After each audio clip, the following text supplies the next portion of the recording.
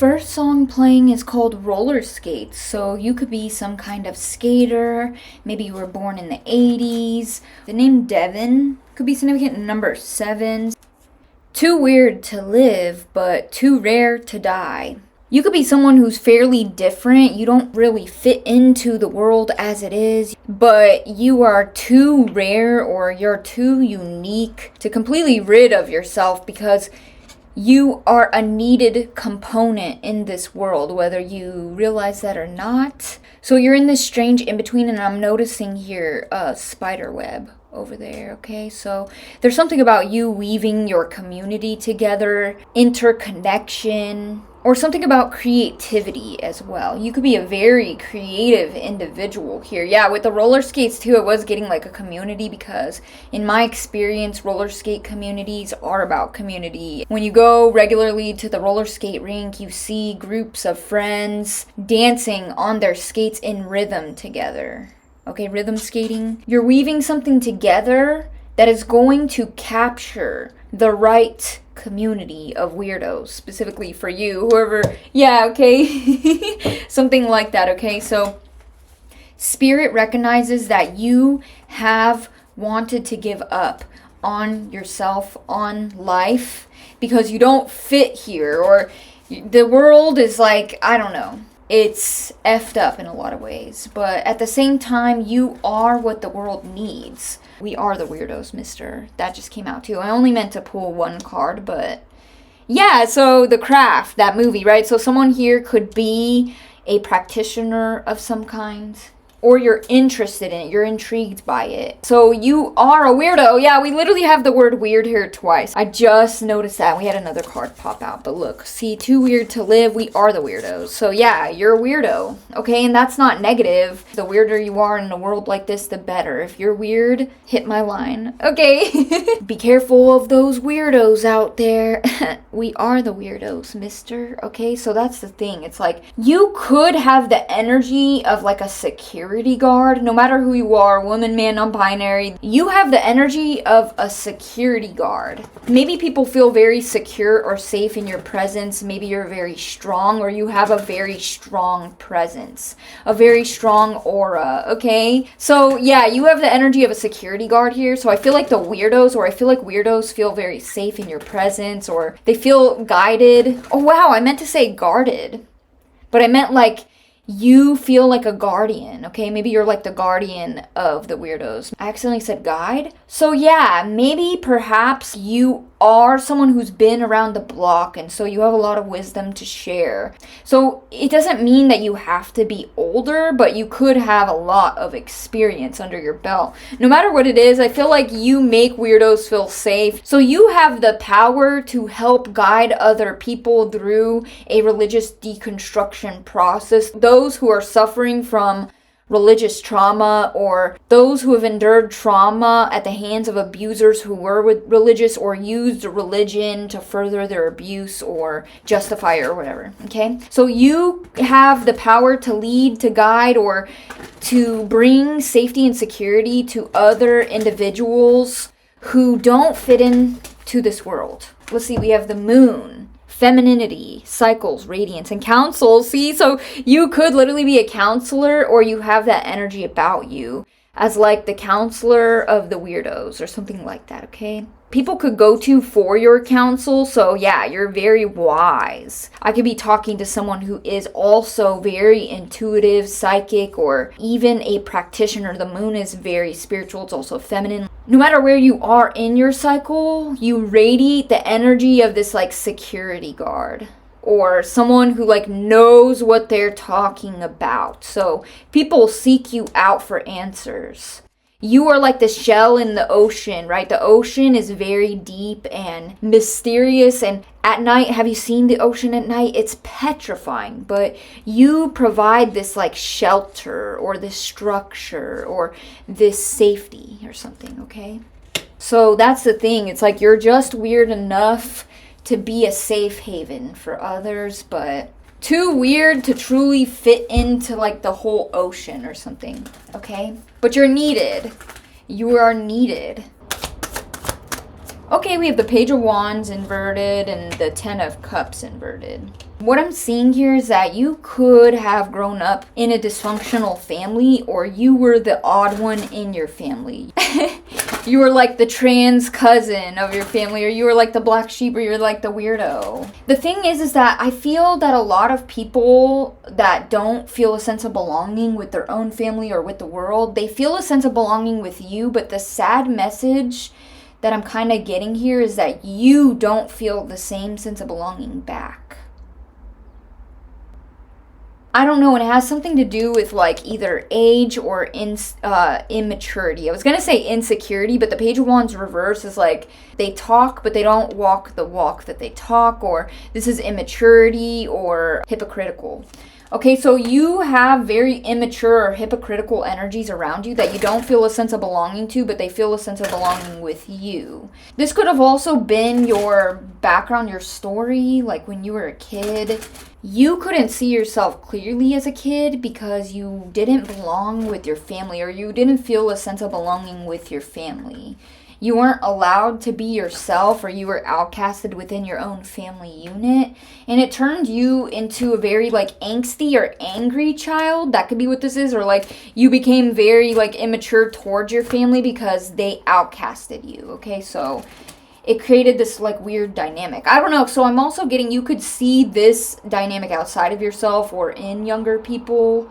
You see like your younger self in younger people. I'm getting like angst or like teen angst. And it's so interesting. It's like, wow, you don't feel a sense of belonging with those you see yourself in. Maybe it's because like you have a different perspective, or like you've grown since then, and so you kind of see the lessons that someone has to go through, or you see like yourself, right? But that's where you were, that's not who you are anymore. So maybe you feel compassion there, but you also don't feel like, yeah, you feel understood by me because I've been where you are, but you haven't yet been where I am, so I don't feel understood by you.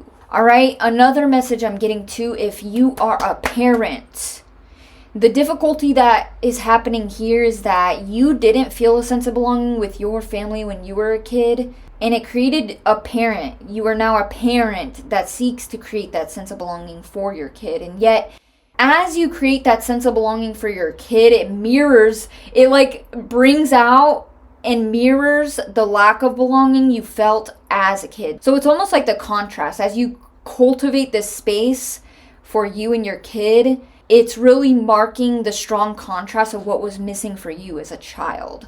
So in that way, it's like you're cultivating this healing space for your family, but at the same time, you're grieving within that without having someone to like go to who understands. So it's really difficult. That's what I'm getting. Your childhood trauma comes up with your relationship with your own kid, okay?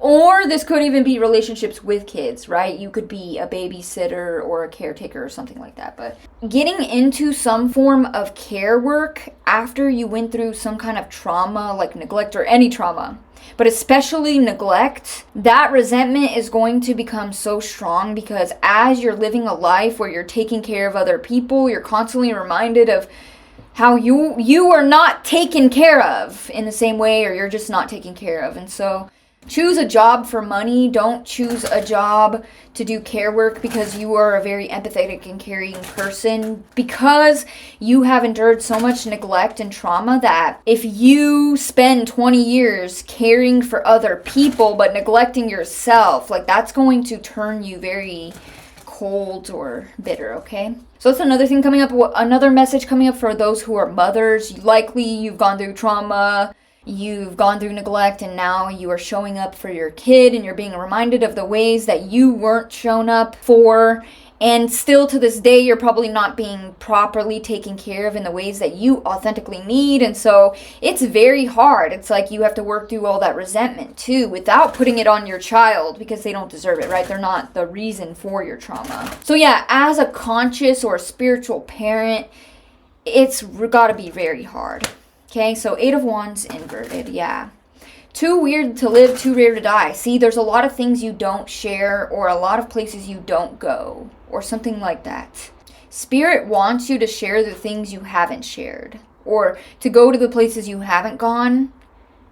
Like, I don't know, there's this energy of like you could struggle with suicidal ideation. My condolences if you do struggle with that. I see here though that the other side and spirits do not want you to pass without sharing what you haven't shared. Because even though you feel no one will understand, there's something very like necessary about your perspective or like what you know, something like that, okay? So I'm just letting you know, like, you think like no one cares about you or sees you, but spirits do, okay? The spirits do, and they want you to be here. They don't want you to go. They don't want you to pass, okay? It's not your time. But yeah, you might think like, oh, no one cares about me. All I do is care about other people or show up for other people, but no one truly sees me. And yet, like the spirits do, but I also recognize, and I'm sure the spirits recognize, that's not enough. Like when you are a physical, living, breathing human, being seen by just the unseen, it's not enough. Maybe it feels enough for you, but it's not enough. Between a rock and a hard place, okay? Yeah, it's a pattern you've experienced again and again. So you're aware. All right, give me a card for we are the weirdos, mister. So that's the thing. It's like you've moved through life being afraid of being outcasted by other people. You've moved through life trying to avoid rejection, avoid outcasting, avoid scapegoating or whatever. But the thing is that you should flip the script, or you need to be flipping the script. If you're moving through life like shaving off unique things about yourself to avoid disturbing the comfortable, disturbing normies, or disturbing other people, it's like you're doing yourself a disservice. But at the same time, you're almost seeing yourself in a smaller position than the other people. You're making yourself small, essentially. So the thing is the spirits want you to kind of flip the script, like you're the threat that the normies should be afraid of. Like you literally walking down the street or walking into a room, like you should trigger the fear of rejection in other people, not because you're an asshole or a bitch or whatever. Like being cruel to people for no reason is a sign of stupidity, right? But in the sense of like, you know, like you're the weirdo, you're the threat, okay? Because that maybe is what's going on that you don't even see. Is that when people get around you, they're afraid of your rejection, or they feel like you're looking down on them, or you are going to reject them or something like that. But the whole time, it's like you feel the same way. You're like scared of their rejection.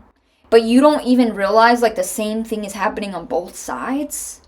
Something like that. So yeah, you have like security guard energy, and they want you to see that. Like when you walk into a space, actually everyone around you is like worried about being rejected by you, but you don't even see that. You don't even see that. That people care so much about your opinion, or they care so much about how you perceive them. That's crazy. You just don't see that. You don't see that in others, that they care about your approval, okay? You don't see that.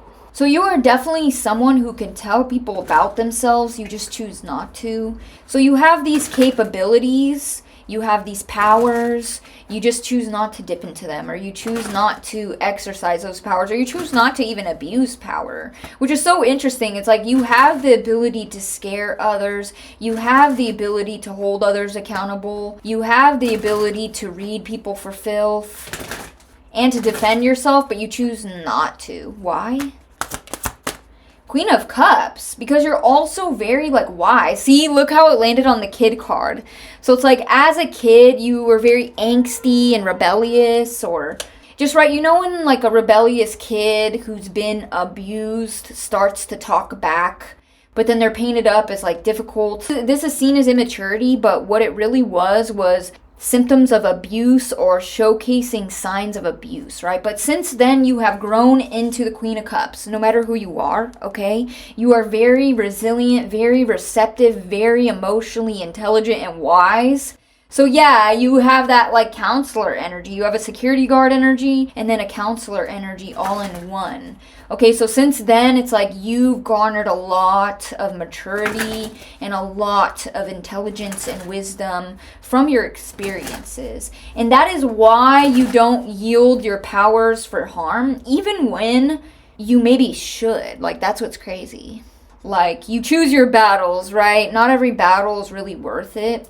Like, you just tend to let things go, but not in a performative way, in an authentic way. Like, maybe you just genuinely, like, you've gotten to this point in your life, you're like, I don't care about the petty shit. Yeah, ring the bell to that.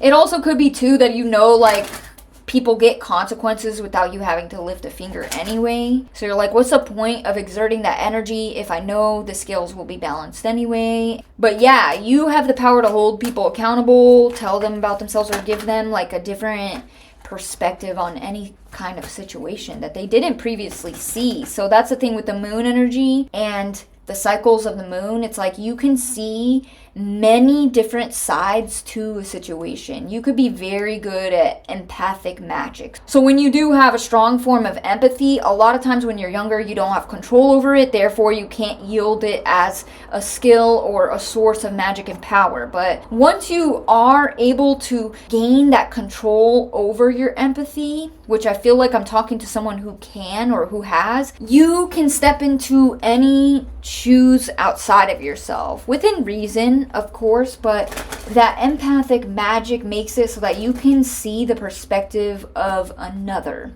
So if someone is doing something weird towards you or being immature or whatever, maybe you step back and you can see like the dysfunctional family or community around them that they don't feel a sense of belonging with, and so they're acting out of angst, right? So you could like see that.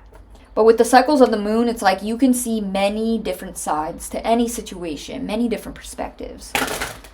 So that's the thing too, and like when you do, it's like you cease to be angry or annoyed or put off by something because you're like, okay, well, I did the same thing when I was that age, actually. I did the same shit. And then you're like, okay, so they will learn in the hard way because I did too.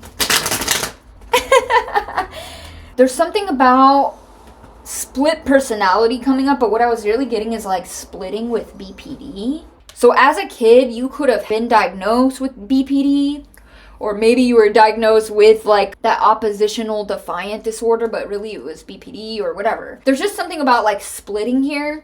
And so you put yourself in the shoes of someone who's acting immature, a younger person, and you maybe can see that someone is struggling with like splitting or BPD or something like that. Of course, we can't diagnose, but that's what you're kind of seeing here. But when you were younger, I feel like you were full of strong emotions and angst and all this stuff, right? So that's what's coming up, okay? So that's why it's like, oh, if there's something going on with your child or a younger person around you or something in a community, you put yourself in their shoes and you understand. Okay, so you're too weird to live because you don't react like how the world reacts to things. You're not a reactive person, or you just don't react to things right away. This is also giving kind of neurodivergence, so I don't know. I'm getting like delayed reactions. A lot of I know autistic people experience that, like delayed emotional reactions to things, but too rare to die. That's the thing, like this world will reject you for not giving them the reactions that they want. Yet at this very same time, it's like the world needs people like you that take a step back and reflect before reacting to things. Does that make sense? So it doesn't exactly fit into whatever dynamic you're in or situation or community or family. Maybe even your family. Yeah, someone could have grown up in a family that was very aggressive or argumentative. Like there's constant fights, and if you withdrew from the fight, you were like punished, or maybe just like treated like you're weak, or you weren't allowed, or maybe your family or community or other people put you in positions where you weren't allowed to retreat from stress, or you weren't allowed to have boundaries. If mom's mad, everyone's mad, right? That's enmeshment. You naturally have this inclination to retreat like a crab, right? Maybe you have Cancerian placements. You naturally have this inclination to retreat and reflect. But that's been punished, right? And yet at this very same time, it's like that reaction is so rare and so needed in this world because people are too reactive that they ruin things, or they say things they regret, or they destroy people, or they destroy themselves, and they don't think first, or they don't reflect first. So that's the thing. It's like too rare to die, 4 cups, like you push things away. But like that's like a good thing though. It's being seen as a good thing because you have the power to destroy people with your words. You have the power to be very destructive, or to say things that people will remember for the rest of their lives, like insults or reading people to filth, right? But you choose not to. You choose to pull back and reflect and take care of yourself. When you recognize that your needs aren't getting met and that's why you're agitated, or that's why you're this or that, right? And that quality is so rare and needed that it's like, please don't leave this world, because people like you are needed in this world, because it's like this world is run by people who want to blow up the whole world because their ego is hurt. You know what I mean? Like reactive, right? Like destroy the whole world and yourself because your ego's hurt. But there are not a lot of people like you because you've put in some kind of work. It's like you feel at odds in this world because you're like, I'm not, like my reflection, the space that I take, it's not respected, even though that is the work, it's hard. And because you have the power to be destructive and immature, you have empathy when you see other people in that cycle. Like, I don't know, you're very complex here, very interesting, but please don't leave the planet. Okay, please don't leave the planet yet. You're very necessary, you're very needed, you're rare. And I know this world is so hard to like live in and exist in and to find happiness in when you don't fit, you don't have certain privileges or whatever. Yeah, so can we get a final card for the viewer, please? Oh, mystery. Yeah, there's something about your mysteriousness that's being highlighted by the moon, literally, because the High Priestess reverse landed on the moon. Okay, very spiritual, the High Priestess on the moon. You could be very psychic here. There's something about you having the ability to pull back and reflect that feeds into this mysteriousness that surrounds you, okay?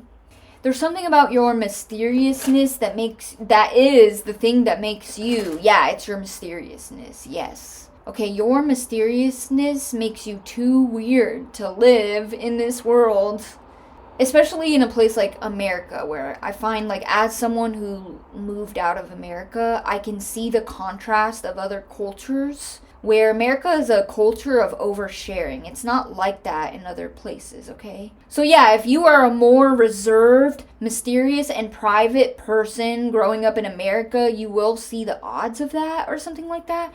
But I'm getting here that you are too mysterious to live, but also too mysterious to die as well, okay? The dichotomy that's being highlighted here too is that on one hand, your reserved, private, and reflective nature is so rare and needed in this world, in relationship, but at the very same time, it's the things that you hold back that stifle your creativity. So there's the dichotomy, right? It's like on one hand, you love being introverted or private or reserved, right?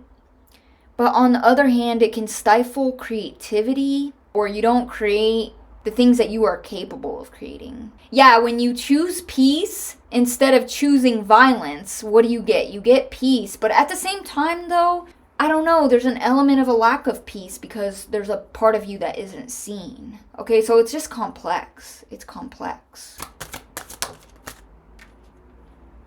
There is a Queen of Swords around you that you need to completely withdraw from. You need to block them. Like, it's just like, I got the message, like, just stop. You need to cut off the Queen of Swords completely. What are the zodiac signs of the Queen of Swords? We have Gemini, Aries, Capricorn, Taurus, Leo, Scorpio, Aquarius.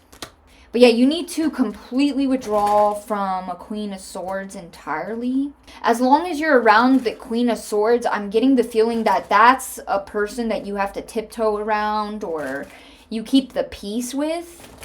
But if you just remove this person from your world, then you don't have to do that tiptoeing. Yeah, I'm getting the feeling if you completely withdraw from the Queen of Swords, then it like gets rid of the problem. So yeah, you can understand this person. So that's the thing. It's like just because you have empathy for this person or you can understand why someone does what they do, it does not mean that you have to expose yourself to them and then mold yourself to make room for like their needs and their healing while completely neglecting your own voice or your own creativity or your whatever yourself, okay? So that's the thing. It's like you could be worried about being rejected by the Queen of Swords, right? But what you don't even realize is that the Queen of Swords is worried about getting rejected by you. And then the whole time it's like you mold yourself to keep the peace with the Queen of Swords, but regardless, it's like the Queen of Swords still sees rejection in you even if there is none. So just be a weirdo. That's the advice. Just be the weirdo that you are. Best of luck.